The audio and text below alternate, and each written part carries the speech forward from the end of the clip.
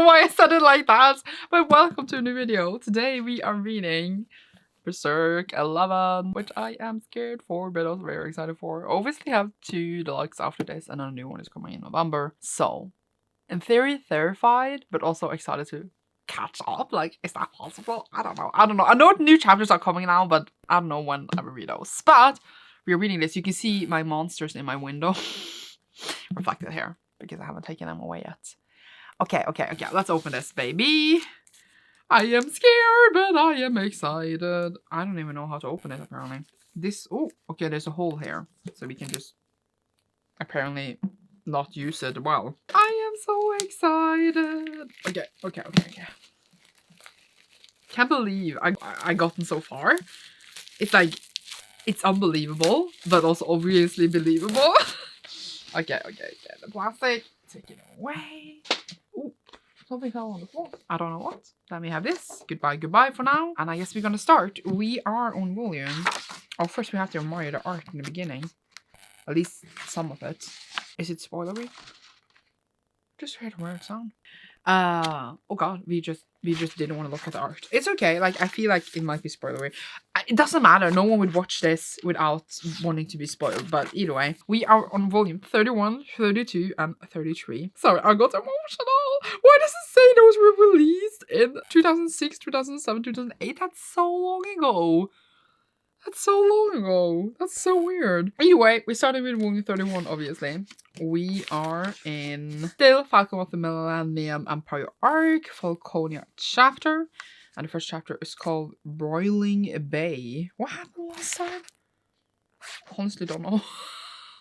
But we will find out soon when I read this. Let's go! In this first chapter, we have them leaving the town. I cannot remember the name for the town, but they are leaving, which is obviously what I remember now. We were at that party and everyone died. It was fun times. And we're leaving, but obviously the whole armor thing came in a way. And then there's like a huge dark presence that Shrek is now feeling. And now Guess is like, I'll take care of it. But she's like, no, you can't like the armor take over. So she's gonna use her magic to, I think she set them all on fire. And then just it's me like holding them off. And I like that he's like, I totally believe that you can do this. Because the others were like, are you sure this little girl have all this magic? And he's like, yeah. And I love it. And then she's just like, she wants to protect Guts so much. And my heart, I can't take it. Okay, either way. She's now using her magic. And we're going to Blaze Rod. Okay, so now I read that chapter. And basically what happened is that Shrek used a spell. It was a big flaming ball thing. She killed everyone, basically. And I guess had to grab the others to protect them. And then he's just like, Shrek, can't wake up! Because she kind of passed out. Totally panicked for her. And then, yeah, he says that everything went fine. And that's basically what happened. So that was a great summary of a chapter. Now we're going to Sword Beasts. Let's see what happens. Okay, so they are moving on. And then this big, huge sea beast thing comes up in front of them. At the time, Guts is carrying Shrek on his back. And then he just is going to go in. She's like, no, I can't call him back in the state I am in now. Because she just used that huge spell. And then he takes his helmet on. And then he goes in. And we see Shrek like fall off his back. And it seems like she, or her mind, or spirit, or astral form, or whatever we are calling it, is inside the armor with him, I think. And then he killed like the beast with like one blow or whatever. So we shall see what happens now. I feel like it's good to use Shrek to like fight the huge army, because or else Guts will go berserk.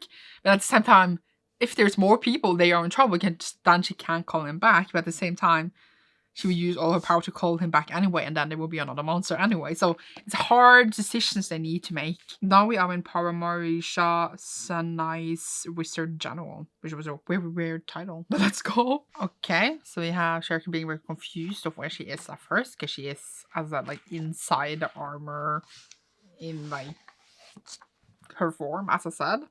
And then Guts is fighting, being really cool. Then a Cushion's ship shows up, and on the ship we have like a magic wielder who is like basically floating in the air. And that was like the Paramarisha person who says that he is the Kushan Pushaka Ghana leader. And then he also sees that Guts is like in this armor, and he calls it the Prana of Duraga, because you can notice that he has like it on. So I think so, because he was like, he basically said, you wrap yourself in the Prana of Durga. He seems like surprised by this. So yeah, I don't think it's a smart thing to use it. So I guess that's why he's surprised. Now it is Eastern magic. Okay, so what happened here is that Guts is fighting the Wizard dude. And then he's using this spell where he's like a little far up in the air. And he's just like basically falling. And then Shireki makes him see. So that he manages to like reduce his fall with like the wind going into his sword. It looks insane. And then this whole mask thing falls on him and he protects them all with his sword, like holds the whole thing back with his strength on him alone and the people they are with. I think it wasn't it Shriek's brother or fiance or something? He's there and they're like shocked. And yeah, he manages to protect them because the whole like mask thing, as I said, was falling on them. And then he turns to them and it's like, every muscle I got is gonna ache tomorrow. I'm really impressed by him. That's like every chapter, people being impressed by Guts, and I'm the same. Now it is the Coiler. But like the Wizard dude is still not defeated. So we can't just stand here and chill, guys. We have to run, I hope. So in this one, we first see that Guts talks to the others, like with his still mask on and stuff, and they are shocked that he's himself. But that was because, as I said earlier, Shireki like shoved like parts of the mask when like talk to him when they were falling, so then he can kind of still be there with kind of her on his back in like the astral form and still be himself but have the berserker thing on. Maybe this is something they will keep doing if that's not dangerous for her. And then but for a moment he realizes that the people the wish to do that they're fighting, that he might be really close to an apostle because he can feel like the essence. And then he like is, I was gonna say, pumped up with revenge once again. So then, like, the armor switches back on, and he's holding Fernice and, like, Casca, and then, like, almost strangles them, because, like, he is almost consumed by revenge, and, like, as I said, the mask is going back on, but then Shireki manages to pull him back once again, and Casca's a bit pissed at him there in that moment. And then the, like, Wizard dude summons, like, more stuff, and he's also talking to them, and I keep saying that you don't understand him, because obviously he's speaking a different language, which I think is a nice thing added to the story, because obviously why would they speak his language? I think he's speaking Sanskrit maybe, or at least there is like Sanskrit translations in like the text.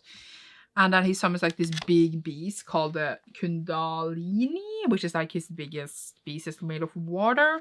That's how he can use that much power in the first place. He's like a familiar to him. And then also in this part, Isidro and Serpico also joined the fight, because Gus was like, flying around is your thing, why you're not helping? And then also Isidro joined in a bit, and now they're gonna fight this big water blob that looks like a water snake, kind of.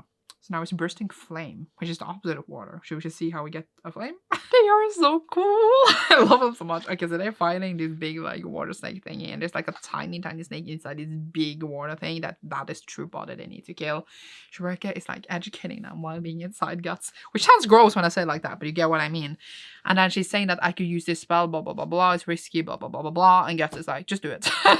So she uses a spell, and then his sword is on fire, and then he cuts through the snake, because obviously water can't be cut, but you can do it with magic apparently. And then the dude is very shocked, and I'm shocked, and it looks beautiful, and I'm so happy for them. So now it is Thunder Emperor. Let's see, yay! Okay, they have defeated the dude, and then they're like, yay! And then the dude shows up in the sky, the other dude, the leader of the Kushan, an apostle, his form in the sky that looks like Zeus at a prayer, I think. Not the last volume, but the volume before that. And he's like, you defeated my like wizard dude, you defeated the familiar. He's not happy. And then he's like, you leave, because he's mad at the wizard dude. And then he starts attacking Guts and Serpico with lightning. And then they just like lightning them, basically like Zeus. And Serpico manages to like switch it off the first time, and then they get hit, and then Shireki is like thrown out of Guts and back in her own body, and then Guts is being basically just hit by lightning and lying there suffering. So yeah, this is not good. This is not good at all. He also said that he asked them before he started to attack them if they were with the Hawk, because obviously we know that Griffith is fighting the Kushan and stole like Princess Charlotte from like one of the Kushans. Was it this dude? Or not a dude. Either way, now it is attack of the demon army. So is Griffith gonna show up and say Guts? Because that's what I'm getting. Because, you know, Griffith has demons. I don't know. But it's making me nervous. We shall You shall see. I can't deal. I can't deal. I'm having so many emotions and I don't even know why. But basically, Guts survived the lightning a billion times and the Apostle Zeus dude is like, how did you do that? That's not possible. You can't be a mere human. And then he's like, oh, then you're one of the branded ones. Because Guts is like, I'm human, what do you mean? And then he asks, because he knows that Guts is not with the Hawk, because he thinks that maybe he's one of the Hawk's generals. And Guts is like, well, no. He asks if Guts want to work under him, because he's one of the few apostles in the world left that actually is against Griffith, because almost all of them are following Griffith. And I for a second thought that Guts would say yes, just because this dude is like one of the few that's actually working against Griffith, you know? But I guess it's like, well, show that off your ass. That's basically what he said. And then he's like, well, then you shall pay with your life. And then he's going to attack him again. But then Zod and other demons show up. I haven't seen Griffith yet. I get strange emotions when I see Griffith now, because I hate him so much, but I also want to see him. So it's like, it's weird. But either way, so I'm getting goosebumps. I'm so emotional. I don't know why. The demon showed up. Let's see if there's another battle, or if they're gonna get away. Maybe, well, the others are fighting. We are done with volume 31, and now we're going into volume 32, obviously. But before that, we had, as the demon showing up, Zod is attacking. I'm calling him Zeus. It's so stupid. It's attacking him. And he's like going through him because it's not like, I guess, really there. And then he's being hit by lightning like 4 billion times. And he's kind of losing. And then they're just all standing there watching. So that was emotional. I don't know. Guts doesn't like Zod. So I don't know what's going to happen. He's not going to save Zod, right? I don't know. But yeah, that's basically what happened. It's a big fight in the sky. We're going to volume 32. The first chapter is called Human Bullet. It even like says like a nice little synopsis here. It says, but then a giant figure of the Emperor Ganishka appears. He's an apostle. While every apostle in the world is hasty to follow in Griffith's leadership, the Emperor is attempting to surpass the God Hand. He suggests that Gus joining him in his shoulder, and after Gus refuses, is about to take his life. And then actually said that the Hawks are flying in. Like, it literally summarized what just happened. Love it, love it. But obviously, if they're published like separately, it would be a little while between everyone. But yeah, let's go to Human Bullets and see what happens. Oh my god! Like, literally no words. I have so many goosebumps right now. Gets us flying on Zod. I don't know why I'm crying. I'm gonna cry. And they defeat the cloud version of the Emperor. He wakes up really mad. They found out that he cut him like in his brow. Because says so, that is where the energy is collected or whatever. And they defeat him. And he looks so cool. Like what do I say to this? Like, I can't believe they work together. Gus wanted to kill him, but they were like, I guess we need to defeat this lightning dude instead. It's amazing. Amazing. I can't believe I never would have seen this coming. I can't believe it. Now, the next chapter is actually called Setting Sail. So we might finally go towards Texas homeland. But we will see if we ever arrive there. Jeez. Oh my god. I can't breathe. This is too intense. Okay. Let's go. I'm so emotional. I don't know why. Guts and Zod do land in a big hump, and Guts is very, very hurt. But he manages to stand up. Everyone for a moment thinks he's dead. Of course he stands up. Basically stands up just a mouth off, as Pico says. And he's like, oh, let's fight. And then Zod is like, no, let's fight. Have our duel another day when you're like better. Because they do want to fight to the heart's content one day. I wonder when that happens, how I will survive. But we shall see. I mean, obviously we have seen Zod and Gus fight now many times, I feel like. At least 2 or 3 times. But like, never to the end. And then Gus is like, if you guys are here, doesn't mean that Griffith is nearby. And Zod, who just stopped some demons for eating Gus, because he was branded, because then he's an offering to them. It's like, yeah, but if you say that you're gonna attack Griffith as they come in, we will kill you now. And so Pico steps in, is like, no, that's not what he meant, basically. And I'm like, no, that's not what I meant. And then Zod and them leave. Then we have Guts going on a little boat. The whole town, by the way, is burning. Bernice looks over to the town and is like, oh no, mother, father. I don't know if they actually did. Who knows? Is it important? I don't know. But then they go into like this little trolley boat towards the actual ship that somehow survived, because it's like out in the port, like not like by the port, out in the sea. And we see Gus looking towards like a hill. We see a little tiny horse. And we zoom in and Griffith is there. So they're always close, but never close enough. And now they're going to this boat. Okay, so this stress is over now. Let's leave this town. Oh no! It seems like we are still in this town. At least in the beginning. Now it says Massive Invasion Part 1. I guess that's Griffith. Let's see.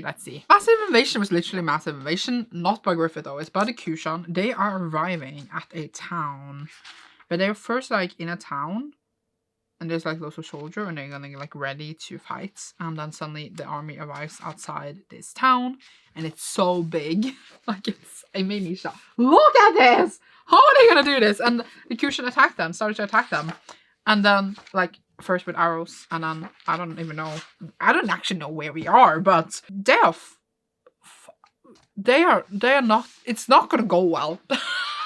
So yeah, obviously they're finding Midland or whatever it's called, like where you get this from. So yeah, Massive Invasion Part 2. I don't think it's gonna go well unless Griffith comes in and be like, "Way!" with Sad, I think. But it's still a lot, and they also, you know, the Kushan have their own magic. So, eep. Okay, so the Kushan army are invading. It's not going well for the not Kushan army.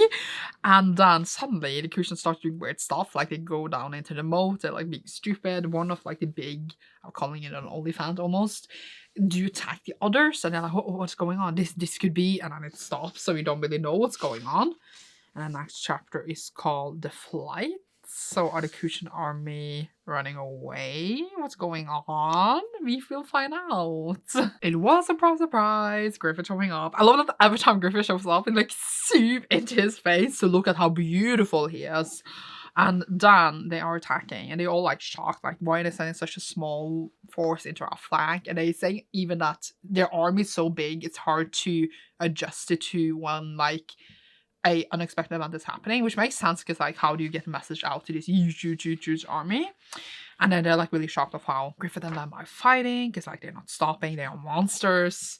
And yeah, that's what's going on over there. So Griffith is going to help, woohoo, but not woohoo because we don't like Griffith, but I guess we also don't want to be invaded by Kushans. So there is that. And now we have the torn battlefield. So the Kushan apparently like carries around the castle for the Emperor, like a tiny one. And as like the armies is attacking, Griffith is in the castle suddenly, whoosh, and he's in front of the Emperor, who is also Zeus, as I like to call him. And then he's trembling in front of Griffith. He's like feeling his aura. I will also tremble in front of Griffith. I would just be like, just kill me, I don't want to suffer. And then he like turns into like the cloud mode as we saw earlier, and then he's like, I am the Kushan Emperor, supreme ruler and devastator of the world. I am the one who takes, never he was taken from.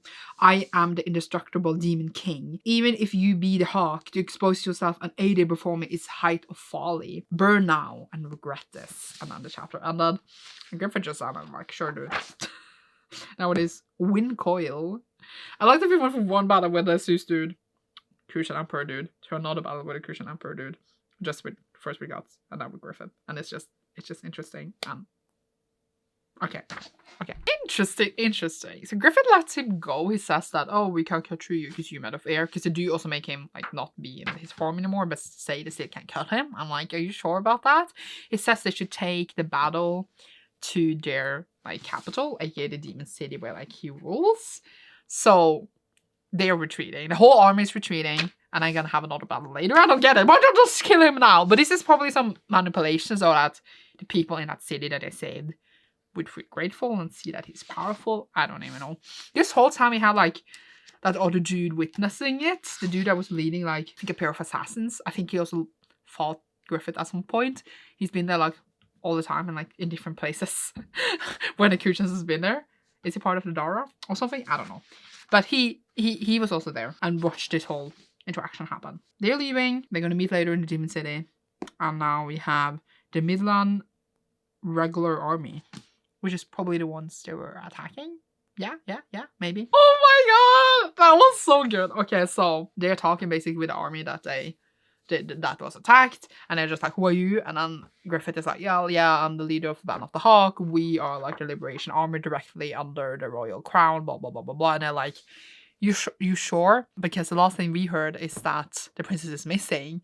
and that you can be the leader of the regular Midland army because that's almost nobles and you're not a noble. And last thing I heard that you were in prison for treason, as he was, as we know.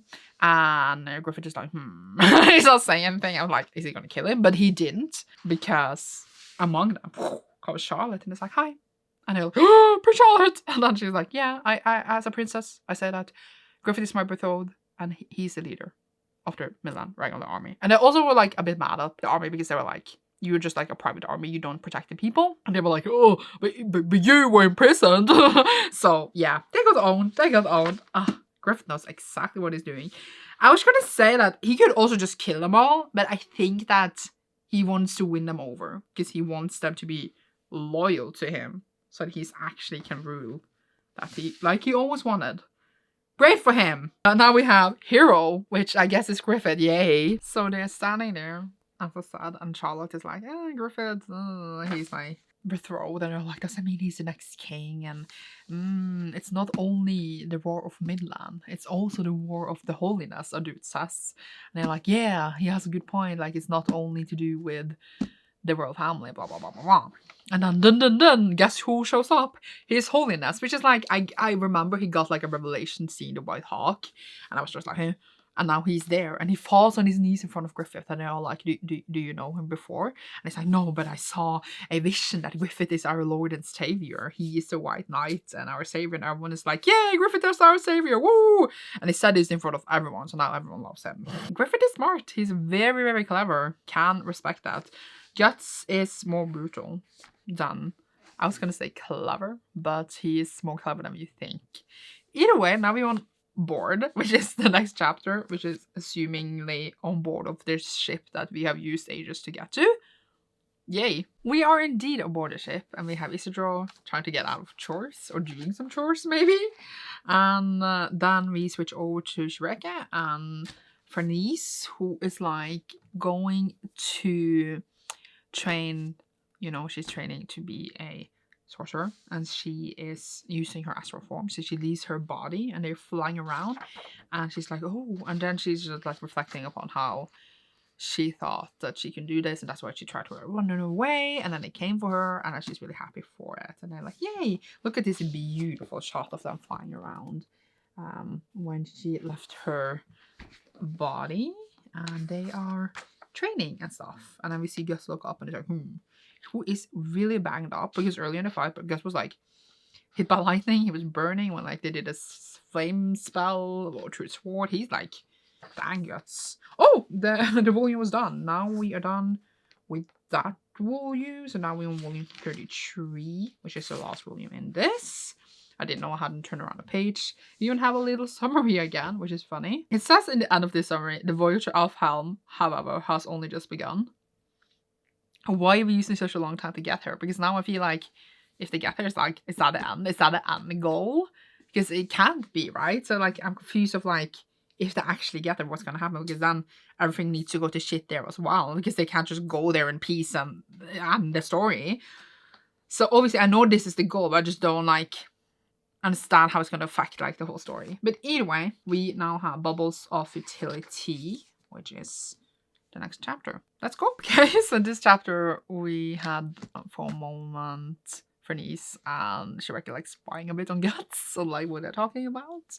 And then Casca's just going around the ship and he's looking after her, and then suddenly she's like climbing up one of the masts and he's going after her like, no, Casca, come back.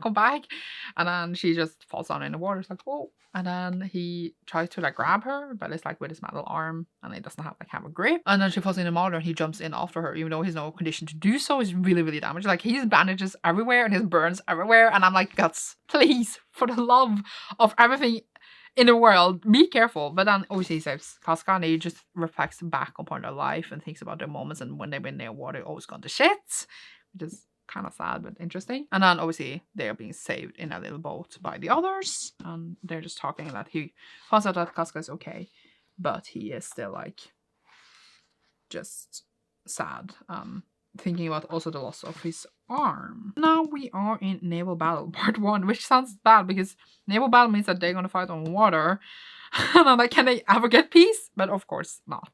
Yay! Okay, before this naval battle starts, we do have Shireka taking on like the seal on his mark, which he does obviously all the time so that like monsters don't come and attack them at night, which is really great to have. And actually sad because he's thinking about like what he said early in the last chapter, because he said like Casca's mine, and then it stopped because she didn't want to know. Because she's like, she likes guts. And it's weird because for me, she's a child. But okay. Then we have Fernice and Casca bathing.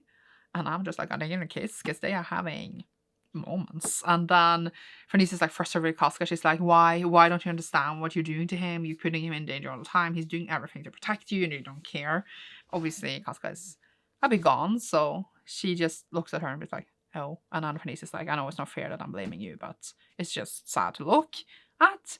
And then suddenly they've been attacked by pirates, and then they're just like, oh, we will help. But then Roderick is like, I'm taking care of this. You saved me my ass back then. Now it's like my turn to return this to you because I know the seas. And internally he has like a seahorse in the front of his ship, which I always forget the name of. It's this. And he is apparently, it's Roderick, the sailing prince of If. It's Roderick Seahorse. So he's like known. So he's like maybe a good like fighter in the seas. And it will be fun to see. I mean, we're getting everything in this series, like naval battles, all the battles.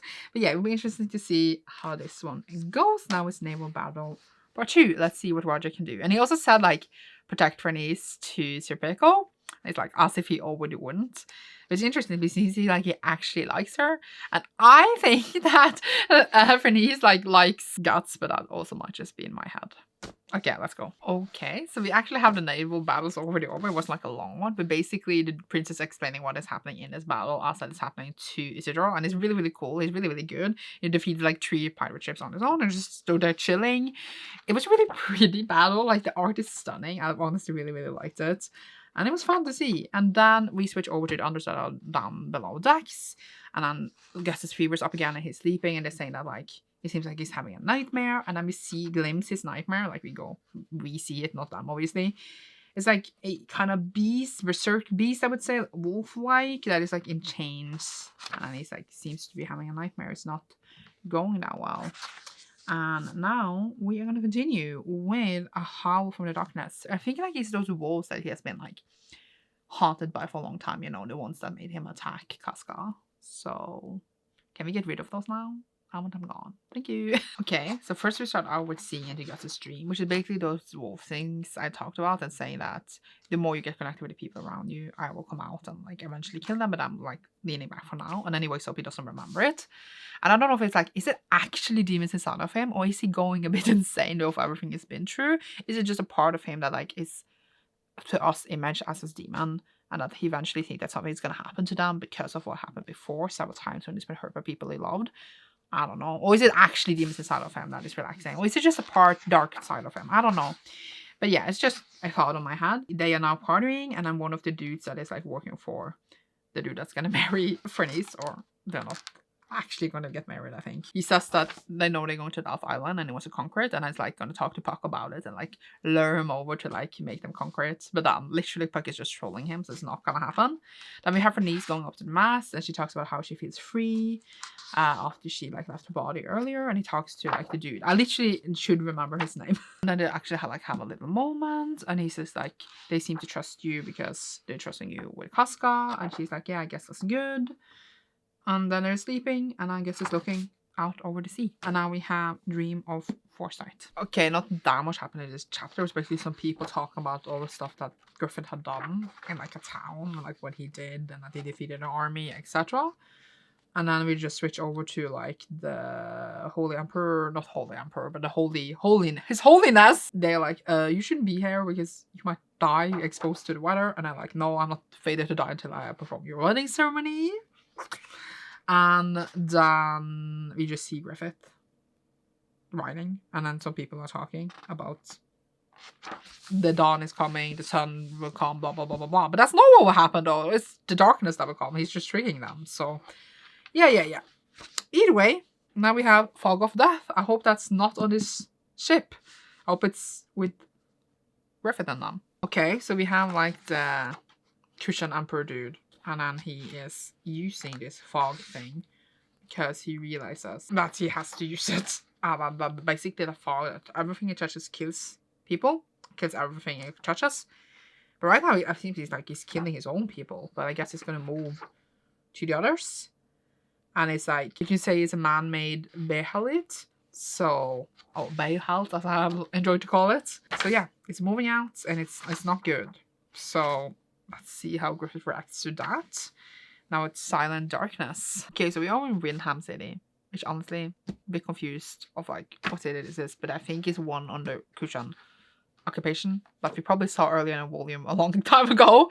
And then we have soldiers going around, going to free the city. They say the fog is gone, and they're going around, they're going to escape the city.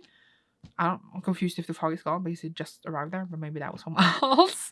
And then they found like loads of prisoners, you know, the women they used to like birth gross things a while ago, and they're really, really grateful. They say it's just like a revelation, we're being saved, and they're really grateful. And then, which is a bit shocking because they should be more traumatized, but okay. And then they find out this huge prison where they had like tens of thousands of people basically like in prison, and they're like shit, they were really shitty. But they're freeing them, and they meet the other people I think that we saw talking earlier.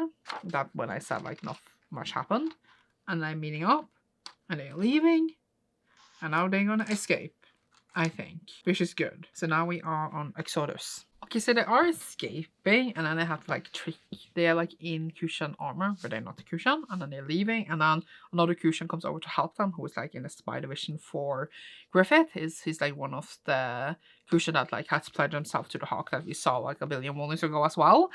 And then they meet up with the Bakuraka, which is one of the clans of the Kushan. That this dude that we see a billion times. I think I once that was his name, but it's not. Whatever. And then the dude that is like the spy tries to convince him to join them. That the Griffin is leading him into a new world. That he should see that this is the right path for the new world and not in the tyranny, blah, blah, blah, blah, blah. The dude is like, nah, I will just see what happens myself, but not pledge myself. And then he leaves. And they're like, what? Why are we leaving? Are we not finding them? It's like, we can't stop all these people on our own because the Bakuraka was just a tiny group. Well, like there were loads, and then they made it to Griffith, and then they're looking at him standing on his horse on a hill. As always, that's all he's doing. And now I am in Shiva. Isn't that a goddess in Hindu mythology, or is it just me? Let's see what happens in Shiva. Okay, so this basically starts off with a Kushan emperor like coming out of like this place, and it's like huge, like full of demons. I don't even know how to describe it, but he's in a very like a bestial, terrible form. And everyone is like, it's an earthquake, and everyone looks super, super scared because he's like summoned so much like power or stuff in abyss in him. And then we'll basically zoom in on like a billion people, like all the soldiers, army, Charlotte, the like everyone everywhere. And then we are like with Griffith, and then one of like his commanders says the reason of the world ends now, and then we see Griffith, and then it's like this is what's going on. This is I think the Emperor now. Interesting. I think the next one is the last chapter in this. We're back on the boat. We have the heavens shook. So yeah, let's see what's going on. Stunning. Absolutely stunning and terrible. So we have just got them on the ship. They're just living life, trying to fish. And first suddenly feel a sensation. This growing. Because he grew into like this giant thing with tentacle arms. It's huge. He's working and crushing people because he's like huge. He's like, oh, these tiny small ants. And then they also the like holiness says, don't worry, children. I'll serve you beside us. And I all look to the Hawk of Lights, Griffith, and then the ants. So we're gonna see a huge battle. Are we finally gonna see like Griffith in action? I feel like the only thing we've been seeing him is like being like this. He's riding on his horse. Chilling. That's all he's been doing for like since he came back. And then yeah, that's how it ended. It was really great. Obviously, I love the story so much. I say that every time. It's one of the best stories I ever read. I know that now I have only 2 deluxe editions left. Again, one new one is coming in November, and it breaks my heart. But it's so good. I feel I need to reread from the beginning, while like not vlogging, to like read it all the way through instead of stopping all the time, and like just collect all the pieces that I feel like you now see where it's gonna go that you obviously can't see when you're back, but obviously love it to pieces. And I don't know where I would be if I never read them. Honestly, that is my little vlog for reading Berserk 11. Leave a octopus emoji down below if you enjoyed this. You should see me soon in a new video. Thank you so much for watching. And goodbye.